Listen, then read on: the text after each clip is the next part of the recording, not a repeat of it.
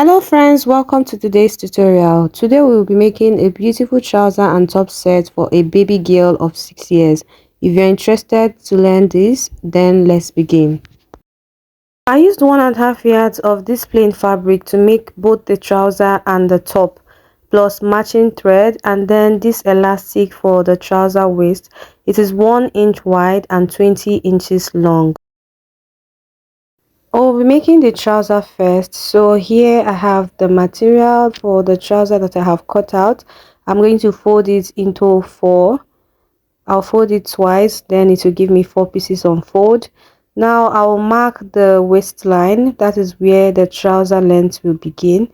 From this point I will measure the waistband allowance. This is for the elastic waistband and I used 1.7 inches. Now I'm going to mark out the length of the trouser, which I used 27 inches. So I'm going to also draw that line across. Next line I'll mark is the crotch depth, which I used 9 inches. Now mark 9 inches for the crotch depth. From the side you measure 9 inches as well and mark it. Now connect the line straight. That is the center line. I'll extend the crotch by 1.5 inches and then go ahead to curve the crotch this way. Just make a smooth curve on that point and then that's it. On the lower part I marked 7 inches and then connected from that point to the crotch just like this. Now we are done with the markings on the trouser. I am going to cut out the pieces.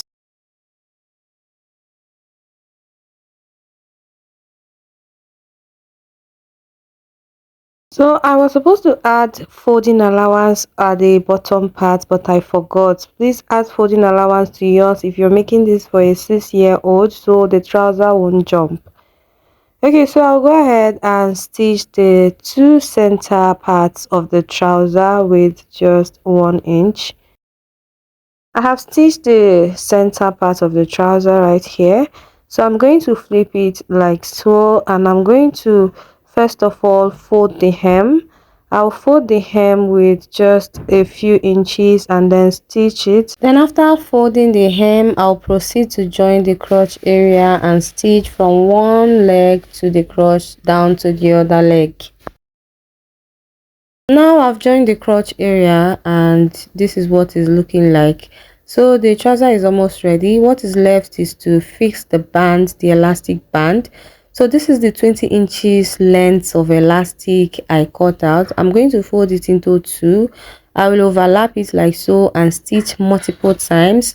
Then after stitching to secure the band together, I'll go ahead and place it on the elastic waist allowance right here. I will fold and then fold in. So I'm going to place it like this. Watch carefully in case you don't know how to properly fix a band like this. So I'll fold in 1 inch and fold in ½ inch and I'm going to stitch very close to the elastic. Please note you're not going to stitch on top of the elastic. You're only going to stitch very close to the elastic, because if you stitch on top of the elastic you won't be able to drag the elastic with you. So as you're stitching, you're dragging the elastic so that it's able to go around. At any point you notice that the elastic is not stretching while you try to drag it, just know that you have stitched on it and then proceed to loosen the stitch. Okay, I'm done fixing the band in the waistline and this is what it looks like. Okay, so this one is okay as well, but if you want to give this waistline the multiple stitch style that I have also, then you go ahead and stretch this elastic and stitch around it. You can choose the middle part or by the waistline, anywhere you want to attach the stitch on, but make sure as you're stitching you're stretching. So this is what the trouser looks like on the waistline after giving it 2 extra stitches. We are done with the trouser now. Let's move over to the cutting of the top. Here I have folded the fabric for cutting of the top and the length I have here for the top is 16 inches.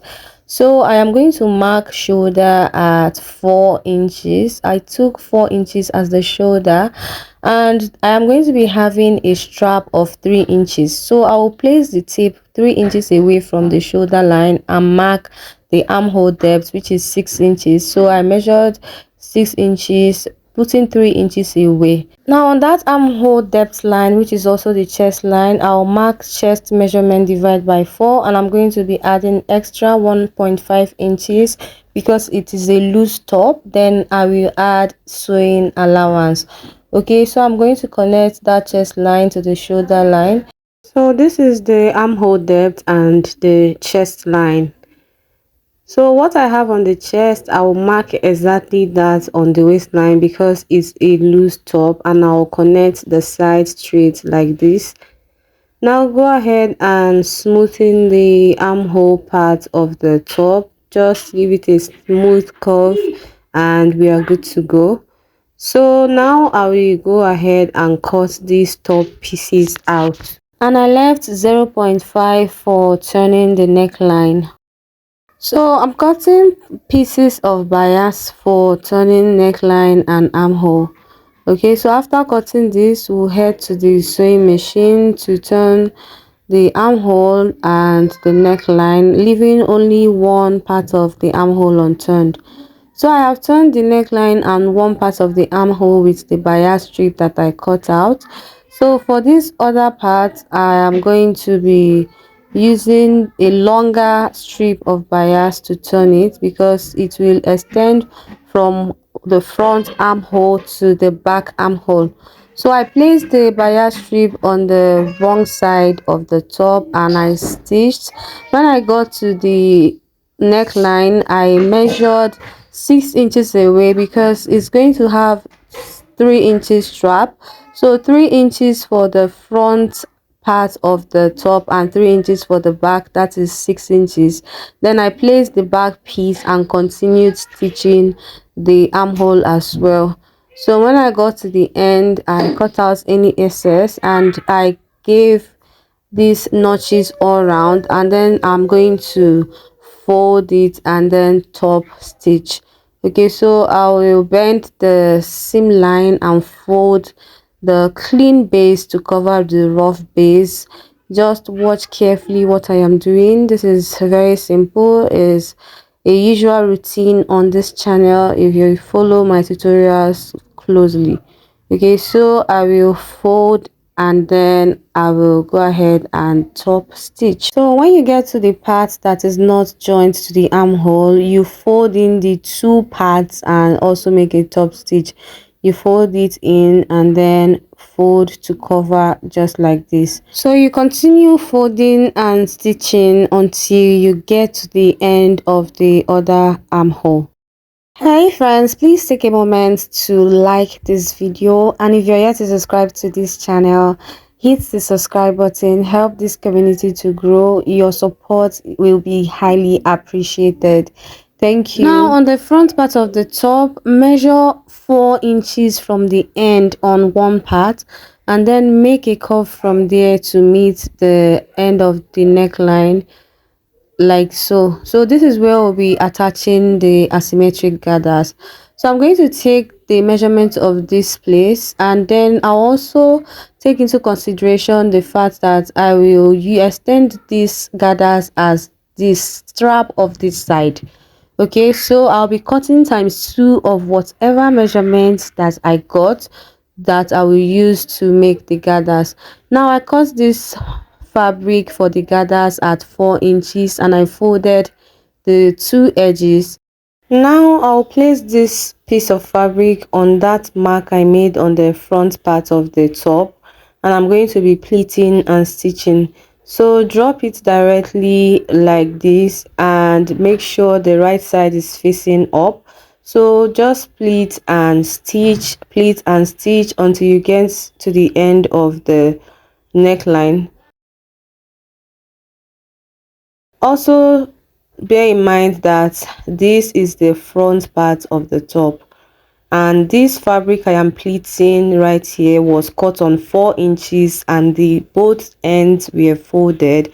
So as I'm making this stitch, I am leaving away about 0.25. Okay, then make the stitch on top of it. So I'll keep going. Then when I get to the end of the neckline, or should I say the shoulder, I'll pleat the excess away from the top, making sure that I get enough length to attach to the other part of the top. So this excess pleat that I have here is also going to be 6 inches, just like the single strap on the left. Okay, so this is it for this asymmetric. Now I'm going to be attaching the down part of the gathers. So this piece of fabric also is times 2 of the length of the end of the top. So I'm going to also be pleating it on it as well. So after pleating the front part, I'll go ahead and also pleat on the back part. So after joining the gathers, what is left is to join the sides. So I'm going to join the sides now with the allowance that I added for joining, and that's it for today's tutorial. I hope you guys found one or two things helpful in this video.